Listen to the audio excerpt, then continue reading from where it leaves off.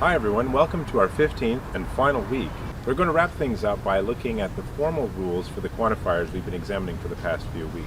That is to say, how we use these within a formal deductive system like Fitch. In this first video, we're just going to see how this works for the two universal rules of universal introduction and universal elimination.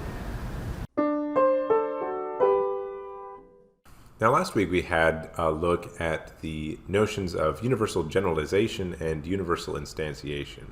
And these correspond with our rule for universal introduction and for universal elimination, respectively. Let's see how each of these work in turn. We saw that proving something universal involved reasoning with an arbitrary object.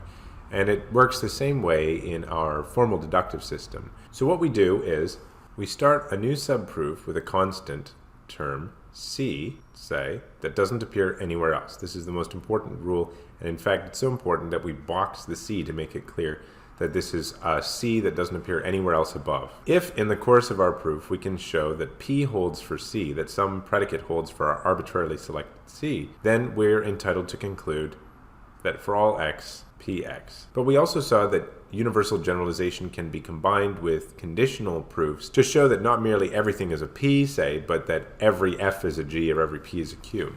In order to do this, we follow a similar procedure. I'm going to just label this a general conditional proof, so this is a way of using universal generalization. We proceed by similarly picking a constant that doesn't appear anywhere above, so it's an arbitrary constant, and we box it to show this, but then we say, suppose that P holds of this constant. Suppose that C is a P. If in the course of this we're able to show that assuming that C is a P, C is also a Q, then we're entitled to derive from this that every P is a Q.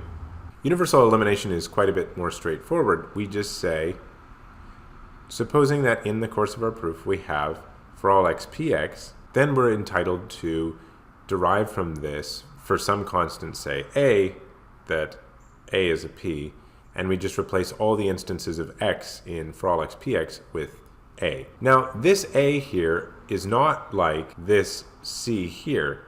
It doesn't matter whether this a appears anywhere else in our derivation or not, because of course if everything is a P, then for any object we select, it'll also be a P. So we don't need to box it, and in fact we don't need to restrict ourselves to picking some arbitrarily selected constant. Any constant will do, even one that appears elsewhere in the proof in another sentence. The reason being that we've already assumed or shown that everything is a P, and so anything named by a constant in our domain will also be a P. These then are the two rules and the special application in universal generalization of the universal introduction rule. Let's have a look at a proof that uses both of these. So suppose we have as our premises that every sparrow is a bird. We'll say S for sparrow and B for bird. So there's our first premise. And our second premise is that every bird is an animal. We'll just do A for animal. And what we want to show down here at the bottom is that every sparrow is an animal. We notice that the sentence down here that we want to prove is universal. And so we're going to proceed by the method of universal introduction. We start by taking some arbitrary object, call it A, and assuming that A is a sparrow. If you have a better name for a sparrow, I'm happy to hear it, but we'll go with A for now. I'm going to number these lines. Well, since we assumed that A was a sparrow, by universal elimination on line 1, we get the conditional sentence, if A is a sparrow, then A is a bird. So here we've reintroduced our constant A. Then, by lines 3 and 4, we get that A is a bird by modus ponens or conditional elimination. We repeat a similar series of steps all over again on premise 2. We say, if A is a bird, then A is an animal. This is by universal elimination on line 2. And again, we're reintroducing the constant A because it doesn't matter whether it appears elsewhere in our proof in a universal elimination. 7 is another instance of modus ponens on 5 and 6. And then finally, we're entitled to infer our conclusion down here by universal introduction on lines 3 through 7.